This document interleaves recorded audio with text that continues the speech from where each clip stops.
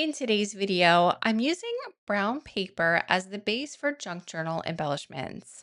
I'll show several different ways to make and use these in a current journal, or you can make them and put them in your stash to use later. Welcome to another Phantom Charm Studios tutorial. My name is Tammy, and I'm so happy to be back in my studio creating projects for you. I don't know about you, but Amazon drops off packages at my door just about every week. My brown paper bin is currently overflowing, and that's my cue to come up with some kind of project to make use of this bonus packing paper. I've seen a lot of creators making full albums with this paper, and they are really cool. I will definitely attempt that one day. But I wanted to do something a little different, so I'm going to use brown paper as the background for some embellishments. With my decal edge ruler, I tore off the uneven end, and then I tore off this piece that's about 5 inches wide.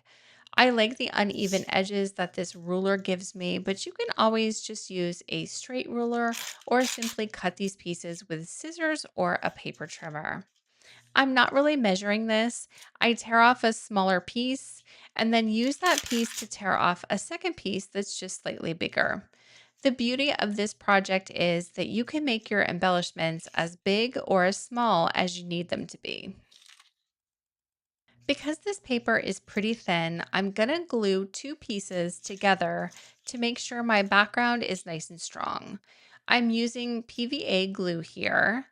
Because it's water-based, PVA glue may warp the paper a little, but I like that for this particular use.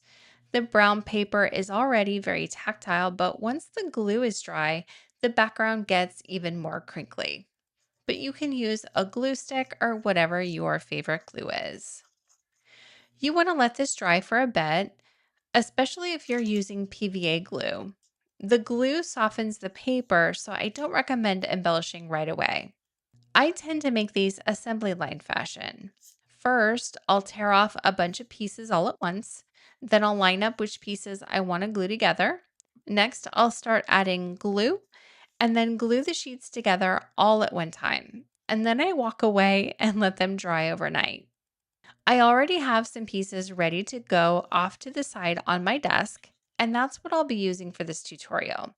You can see that, yes, the paper does get a little warped, but that's good for this. I'm going to be layering on top of the brown paper so you won't even see that. For idea number one, I'm going to use some modeling paste through a stencil.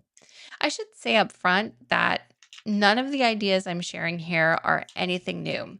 You've probably seen this technique a million times and maybe even done this many times on different kinds of paper. Why I wanted to do this one is because I love the look of crisp white against the kraft color. I chose this specific stencil because there's more black space than there is open space. You don't want to use a stencil that has a lot of open space. Looking at this Tim Holtz lattice stencil, there is a lot of open space in the background and not a ton of stencil. This is not the best option to use with the modeling paste on this particular paper. You could use this stencil with other inks, but the modeling paste is heavy, and when it goes on, it's going to soften the brown paper. The less open space in the stencil, the less modeling paste you will transfer. But use what you have. If you're not sure, give it a try and see if you like the results. Another great thing about using this packing paper is that we saved it from a package. It's not expensive watercolor paper that we don't want to mess up. You can try and experiment on these and see what works best for you. There is no special technique here. This is a simple palette knife that I picked up at Dollar Tree. While holding down the stencil with my left hand, I'm applying the modeling paste over the top of the stencil with this tool. You don't have to add a really thick layer, but you do want to make sure that the paste gets in all of the nooks and crannies and openings in the stencil. I'm holding the stencil down to try to keep the modeling paste from going up underneath the black part of the stencil. If I had a larger piece of brown paper, I would have taped the stencil down with washi tape. But once the modeling paste starts to cover the stencil, it doesn't really move around that much.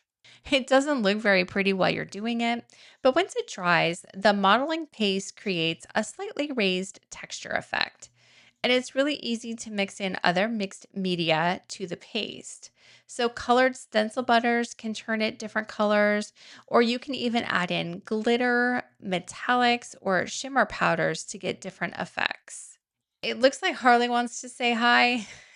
Hard as I try to keep her off my desk when I'm filming, she's sure there's something really interesting going on that she's missing out on. So here she is. While the paste is still wet, I'm not sure you can see the raised texture effect. I'm going to set this aside, get Harley settled off my desk, clean off the stencil, and we can move on to the next idea. This second idea also includes a stencil. I'm going to stencil over a book paper that will get layered on top of the brown paper background. I'm going to use this martini color from Catherine Pooler. My favorite way to transfer the ink over the stencil is with a blending brush, but you can use a foam blending tool for this in the same way. Here's the stencil I want to use with these pretty sprays of leaves. I'm only going to use a small portion of the stencil, and I've centered it over the top of my book page. I will start layering the color over the stencil to get the image on the book page. Again, there's no special technique with this. I'm just adding color to the brush and brushing on the color over the top of the stencil. This is by no means a new way to use a stencil. I'm sure we've all done this tons of times. But sometimes it's nice to be reminded of simple and easy techniques that don't take a lot of time or effort and yet create beautiful embellishments for our journals. With something like this, it would be so easy to make these assembly line fashion. Get out several stencils, several ink colors, and make a bunch of these all at once. I love having a stack of these pre-made embellishments that I can add into any journal I'm working on. Just keep layering the color over the stencil until you get the saturation you want. I grabbed a bottle of glue and I'm going to glue my book page down to the brown paper background so you can see how this will look. This whole embellishment can be glued right down to a page in an existing journal. Another way to use this would be to add journaling lines to the other side on the brown paper. Draw them yourself with a ruler, use a stamp, or simply add some cardstock. Tuck this into a pocket and use it as a journaling card. I love it when journaling cards double as embellishments. This third idea is once again nothing new, but I love that you can get a whole new layer of shabby chic when you have this brown paper background. I'm simply going to add a clear floral sticker on top. These clear stickers look fantastic on book pages because the text shows through behind the clear part of the sticker. It's simple but pretty and so easy to make several at a time to give you a good stash of these ready-made embellishments. You can further embellish this flower with a free sticker like this one that says, "Enjoy the journey." With this one, you can add this to a page and make a pocket with it. Only glue 3 sides of the brown paper down and keep either the top or one of the sides open to tuck in a tag or a journaling card. I just had another idea for how you might be able to use these brown paper embellishments. I'm going to grab a junk journal that I made that I haven't used yet. It just has blank pages inside, but I think it would be perfect to show you what I was just thinking. I have some ribbon on my desk. You'd want a thicker ribbon, at least an inch wide. A strip of pattern paper would also work. Add the ribbon or a strip of paper to the page like a belly band. Glue it to your journal at the top and the bottom, and then glue the embellishment to the ribbon, keeping the sides open to give you a pretty decorative belly band. For the fourth idea, we'll use another book page.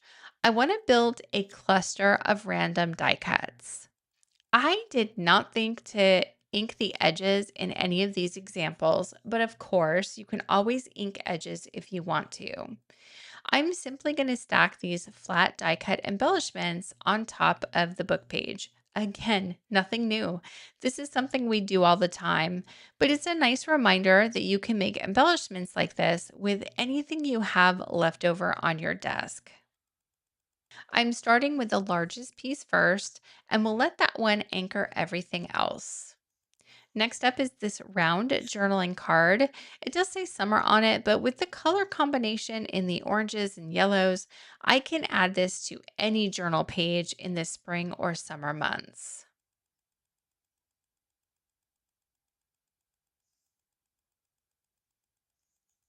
Now I'll add this longer ticket piece across the bottom of the design. Not only will this help cover up the edges at the bottom, but it will also act as a kind of shelf for the whole cluster. I always try to have a variety of shape types in clusters like this. So here I have a flower shape and the circles spanning vertically, and then the boxy shaped ticket spanning horizontally at the bottom. The sun can tuck behind the ticket, and I'll add the butterfly at the bottom on top of the ticket. This is a great way to use up leftover scraps that you might have from a big digital journaling kit or just any bits and pieces that you didn't use when decorating pages. Since you already have everything on your desk, add the leftovers to tags or clusters like this, and then you don't have to put the extra bits and pieces back in your stash. I love how this looks. There is a bit of room to add some journaling, and this kind of piece would also work great as a pocket. Let me grab my journal again, and I'll show this piece a couple of different ways. You could place it right down on a signature page like this. You just glue down three sides and keep the top or the sides open. Or you could add a piece like this to the inside cover of a journal. Again, only glue down three sides and keep the top or one side open, and then you can tuck in journaling spots, tags, photos, or cards. The fifth idea is really two different things. I wanted to show a couple of different ways to use scraps of the brown paper. Always keep your scraps. I've been keeping mine in one of these drawers, and I have bits and pieces in all different sizes, as you can see. One of the things I've discovered with junk journaling is that eventually you'll figure out ways to use just about every kind of scrap or offcut that you have. Even the smallest pieces can be used to make snippet rolls, so keep all of these bits and pieces. Both of these smaller pieces that I have on my desk are also two layers of the brown paper glued together, just like the bigger pieces you've seen before. I have a thinner strip and a wider rectangle. With these pieces, we're going to make a page topper and a page tab. To make the topper, I'm just folding this larger piece in half because it will go over the top or the side of a page. We'll decorate both sides. I'm also folding this small 3-inch doily in half. It will be the base for the page topper, and the black provides contrast against the brown paper.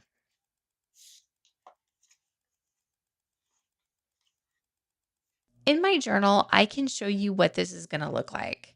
I'm sure most of you have seen a page topper, but if you're new to junk journaling, this piece would go over the top or the edge of a page and show on both sides. I'm going to use the black doily as the decorative base and add a few other embellishments on top. This kind of embellishment gives you another kind of tuck spot. I'd adhere this over the top of a page with a paper clip to keep it in place, and then you could slip in other pieces and the paper clip would keep it all secured.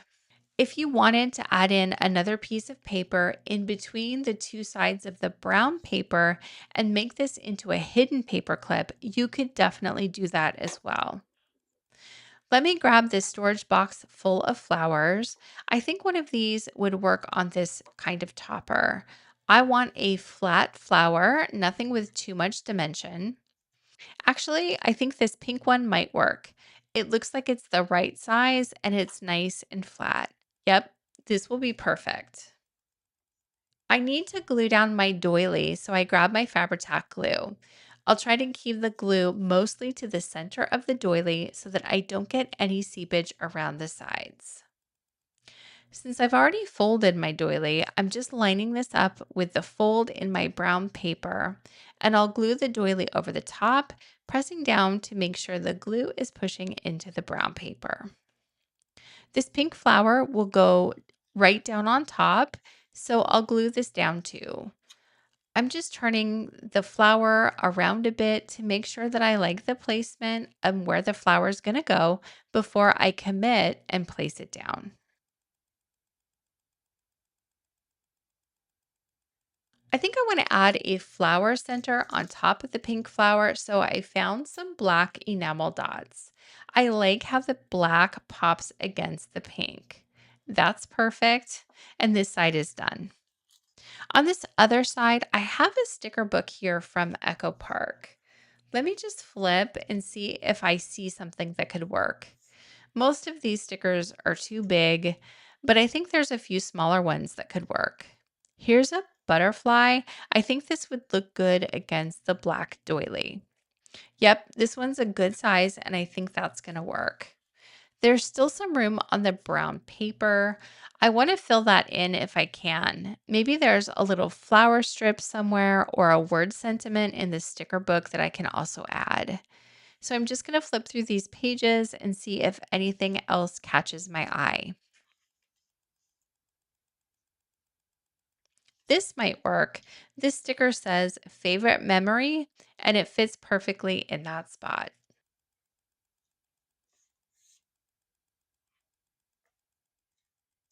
To make this last tab piece, I'm going to glue down another flower. This time it's a darker pink hydrangea flower, and I'm going to put this on one side of my brown paper tab. This tab could be a tag topper, it could be attached to the side of a signature page, or you could add it to a journaling card inside a pocket.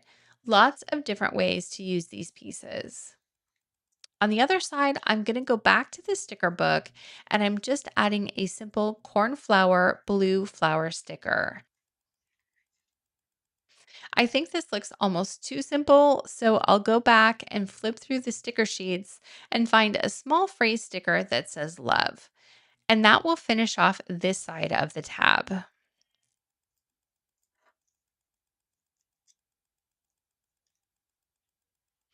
I've decided to add another black enamel dot to the center of this darker pink flower. If I added both the tab and the page topper with the doily to the same journal, little touches like this will help each random piece feel like they go together. As a quick review, here are all the embellishments I made today on brown packing paper. Here's the page topper and the page tab, the die cut embellishment cluster, the clear sticker with the word sentiment, the inked leaves, and the white flowers made from the textured modeling paste. I hope this inspires you to think of fun ways to embellish brown packing paper to make embellishments for your junk journals. Thanks so much for crafting with me today, and I'll see you in the next video.